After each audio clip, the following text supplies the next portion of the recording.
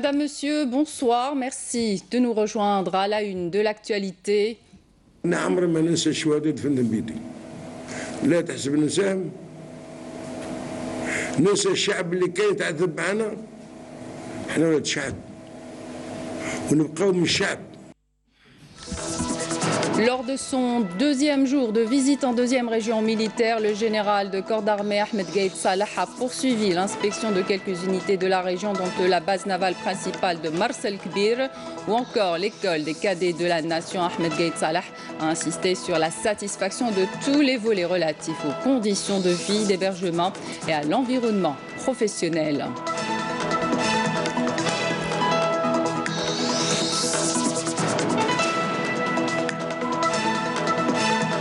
Le procureur général militaire près la cour d'appel militaire de Blida porte à la connaissance de l'opinion publique qu'une poursuite judiciaire a été ouverte ce 5 mai à l'encontre des dénommés Atman Tartag, Mohamed Median et Saïd Bouteflika pour les chefs d'atteinte à l'autorité de l'armée et de complot contre l'autorité de l'État.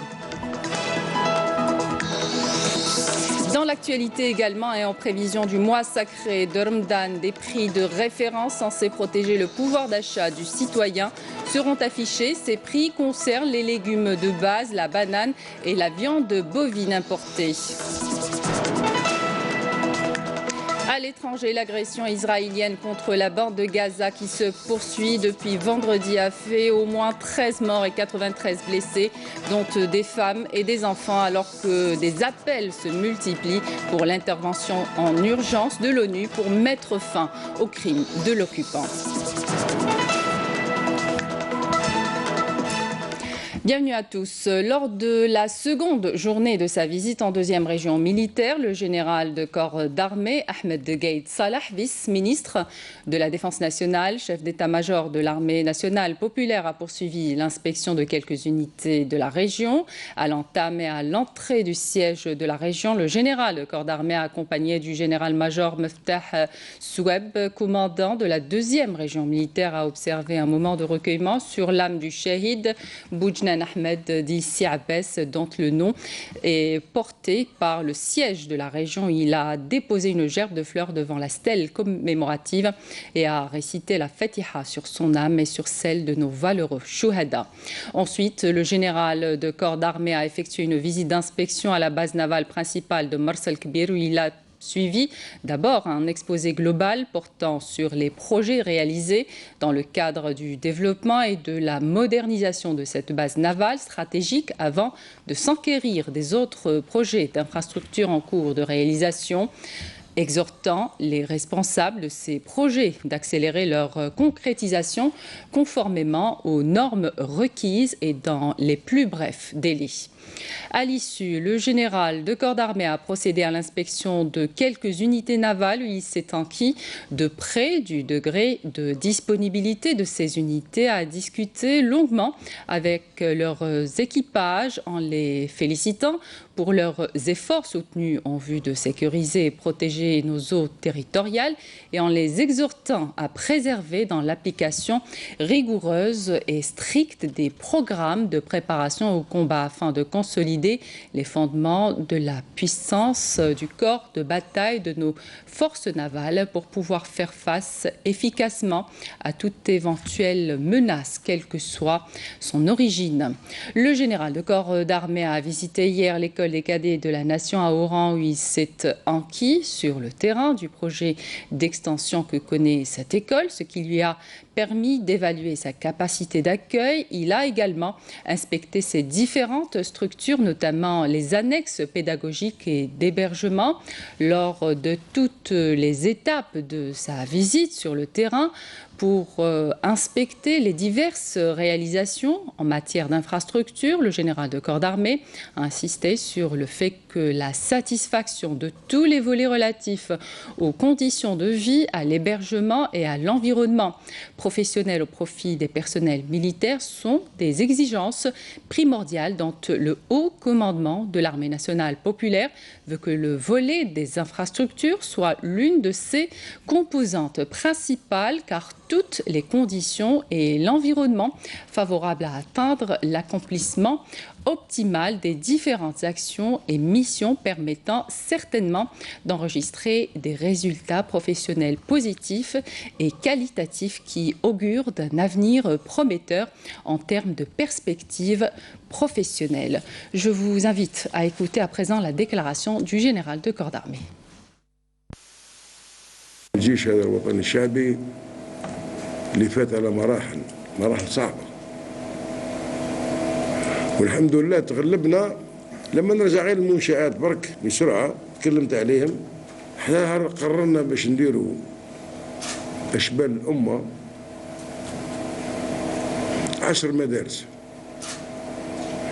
تحققت في 7 سنوات 8 سنوات حققنا هادو 10 مدارس بالوقوف نتاع أباكم وربما أجدادكم، ومن بعد ثم أباكم اللي شغلت الجزائر. ولما شغلت الجزائر بتضحيات، أنا عمري ما ننسى الشهداء دفنهم بيدي. لا تحسب ننساهم، ننسى الشعب اللي كان يتعذب معنا. احنا ولاد شعب ونبقاو من الشعب. Je vous le disais en titre, conformément aux dispositions de l'article 11 alinéa 3 du Code de procédure pénale et dans le cadre du strict respect de ces dispositions, le procureur général militaire près la Cour d'appel militaire de Blida porte à la connaissance de l'opinion publique qu'une poursuite judiciaire a été ouverte ce 5 mai à l'encontre des dénommés Atman Tartak, Mohamed Median et Saïd Bouteflika et de toute autre personne que l'instruction viendrait à établir pour les chefs d'atteinte à l'autorité de l'armée et de complot contre l'autorité de l'État fait prévu et réprimé par les articles 284 du Code de justice militaire, 77 et 78 du Code pénal. Pour la nécessité de l'enquête, le procureur militaire de la République près le tribunal militaire de Blida a requis du juge d'instruction militaire l'ouverture d'une information judiciaire et ce magistrat, après inculpation, a décerné mandat de dépôt à l'encontre des 3 prévenus.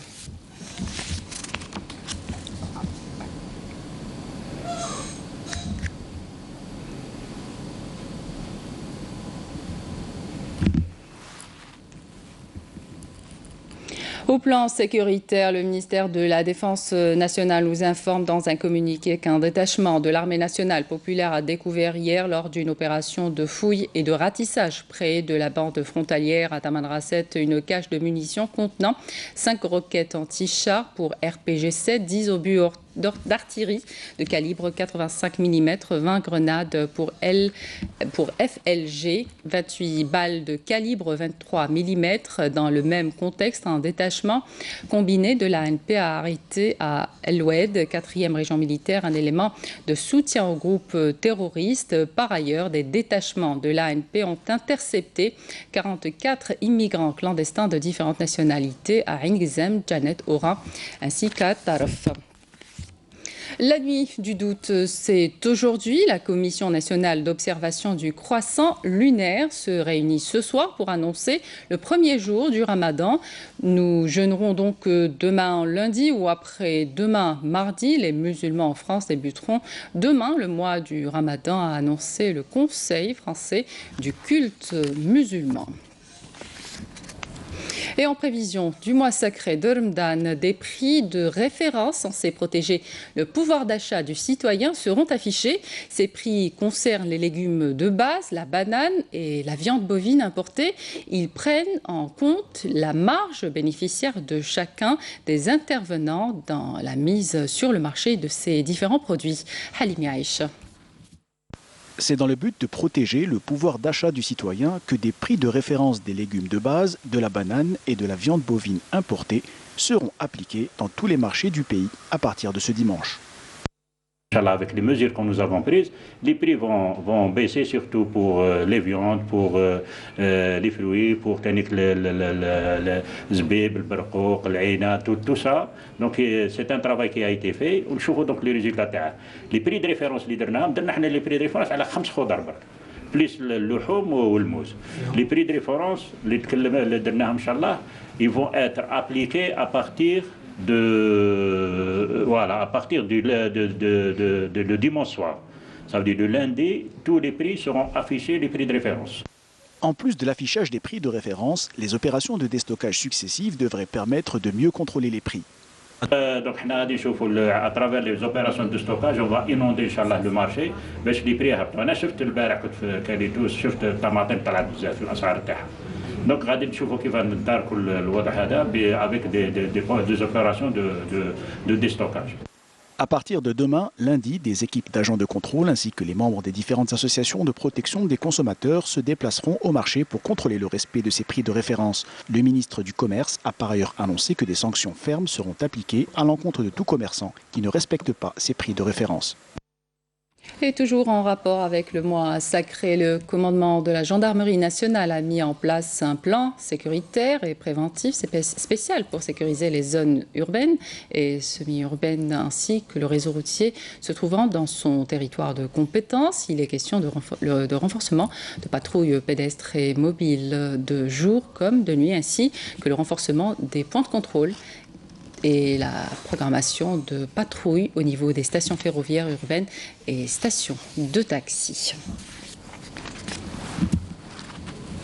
Le ministre des Affaires étrangères, Sabri Bouradoum, a été reçu aujourd'hui par l'émir de l'État du Koweït, Cheikh Sabah Al-Ahmed Al-Jabir Sabah. Les deux parties ont évoqué les relations bilatérales privilégiées entre l'Algérie et l'État du Koweït et les voies de les renforcer dans tous les domaines et passer en revue la situation internationale et régionale, particulièrement les défis auxquels fait face le monde arabe. Bouradoum a remis un message adressé par le chef de l'État Abdelkader Ben Salah à l'émir du Koweït. À cette occasion, l'émir du Koweït a souligné la volonté de son pays de donner un nouvel élan aux relations entre les deux pays frères, notamment en matière de partenariat et d'investissement, saluant la coordination et la concertation.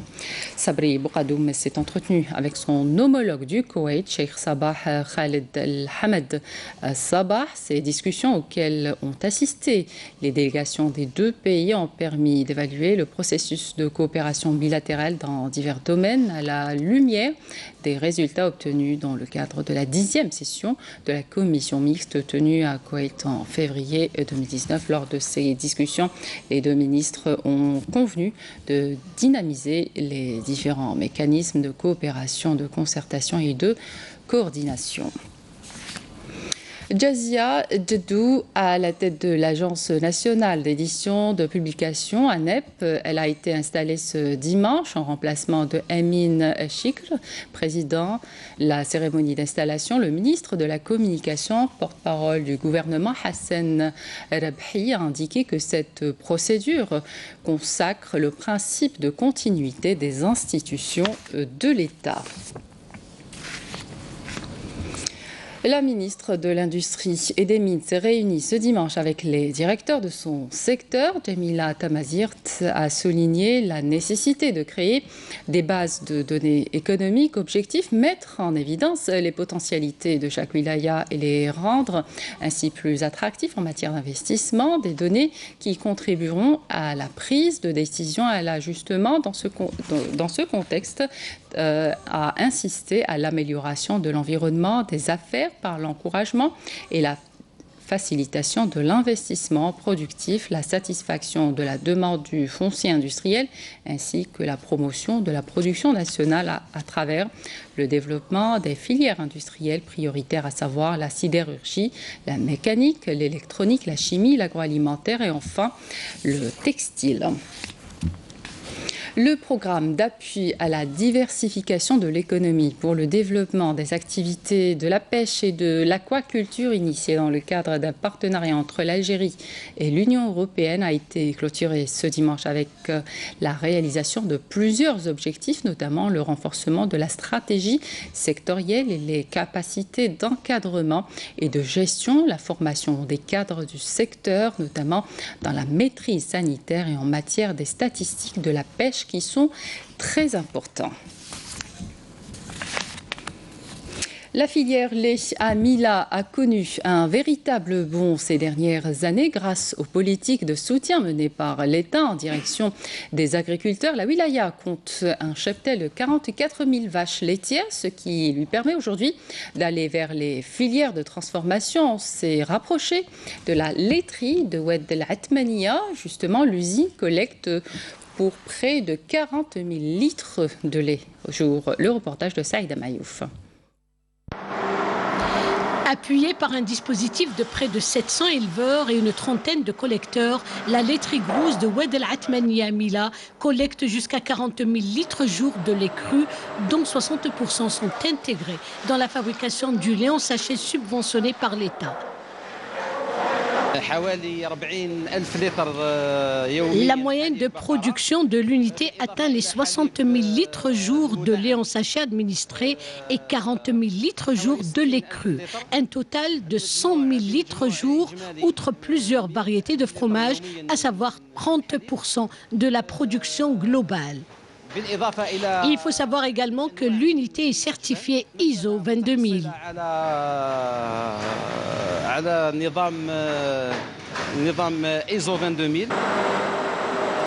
Avec 140 employés et une maîtrise parfaite de la fabrication, la laiterie Grouze Ben Hassine est passée à la vitesse supérieure avec sa nouvelle unité de production de fromage, notamment de pâte molle, et ce en renforcement à l'unité qui produit déjà le beurre, le fromage sec et la crème fraîche, et une production de qualité à base de lait cru.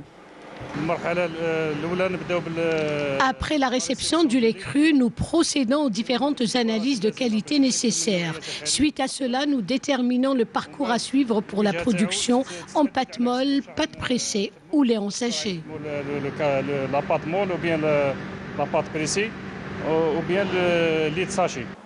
Oued El Atmania, un bassin laitier par excellence avec un cheptel bovin de près de 100 000 vaches, dont 44 000 vaches laitières.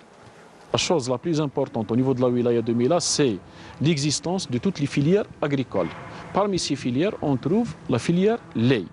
Cette filière a connu un développement remarquable ces dernières années, dû essentiellement au soutien octroyé par l'État au profit des trois acteurs, à savoir les producteurs, collecteurs, ainsi que les transformateurs, c'est-à-dire les laiteries. Pour le cheptel existant au niveau de la wilaya contient à peu près 88 000 têtes bovines, dont 44 000 vaches laitières.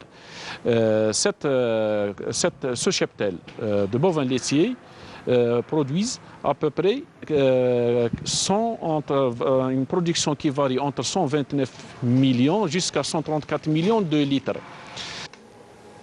L'unité ne compte pas en rester là. Dans son ambitieux futur, l'entrée prochaine en service de ces étables destinées à un cheptel de 150 vaches laitières. Un investissement conséquent à même d'augmenter la production et de permettre de réduire le recours à la poudre de lait importée.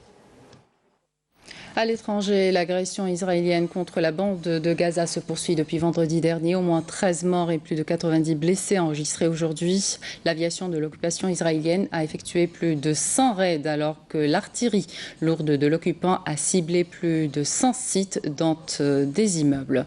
Le point de la situation avec Salem Kasser. L'agression israélienne contre la bande de Gaza se poursuit depuis vendredi. Au troisième jour de l'agression, les raids de l'aviation de l'occupant israélien ont fait au moins 13 morts et 93 blessés. Un bilan provisoire selon le ministère palestinien de la Santé.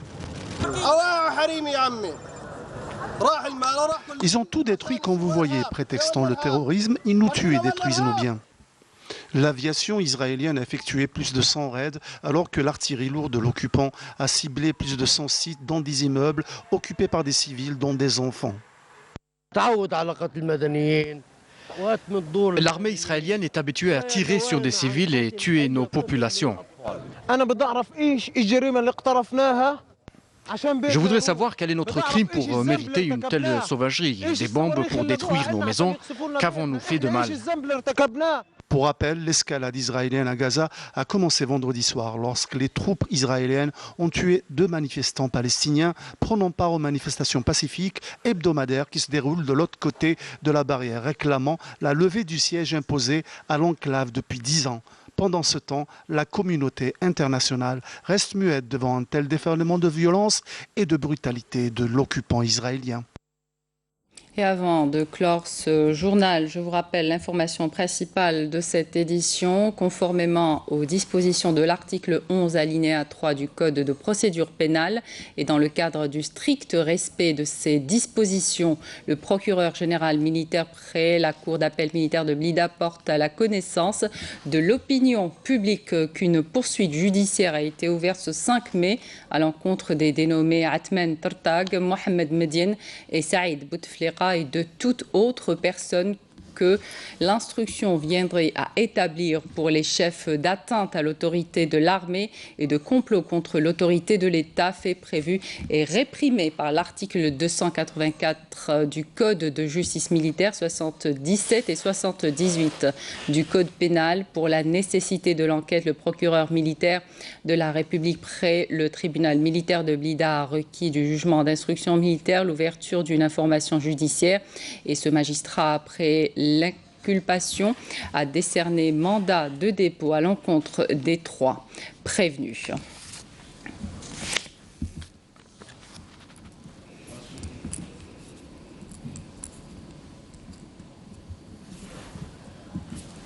Le rappel des titres. نعمر ما ننسى الشهداء دفنهم بيدي لا تحسب ننساهم ننسى الشعب اللي كان يتعذب معنا احنا ولاد شعب ونبقاو من الشعب. Lors de son deuxième jour de visite en deuxième région militaire, le général de corps d'armée Ahmed Gaïd Salah a poursuivi l'inspection de quelques unités de la région, dont la base navale principale de Mars el-Kbir ou encore l'école des cadets de la nation. Ahmed Gaïd Salah a insisté sur la satisfaction de tous les volets relatifs aux conditions de vie, d'hébergement et à l'environnement professionnel.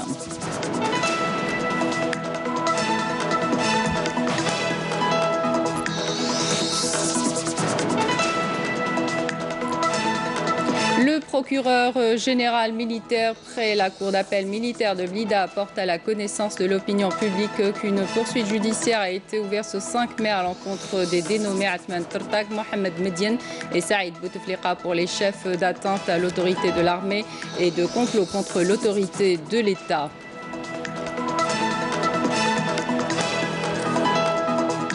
Dans l'actualité également et en prévision du mois sacré de Ramadan, des prix de référence censés protéger le pouvoir d'achat du citoyen seront affichés. Ces prix concernent les légumes de base, la banane et la viande bovine importée. À l'étranger, l'agression israélienne contre la bande de Gaza qui se poursuit depuis vendredi a fait au moins 13 morts et 93 blessés, dont des femmes et des enfants, alors que des appels se multiplient pour l'intervention d'urgence de l'ONU pour mettre fin aux crimes de l'occupant. C'est la fin de cette édition. Merci de votre attention. Nos sites internet restent à votre disponibilité pour plus d'informations. Excellente soirée à tous. Au revoir.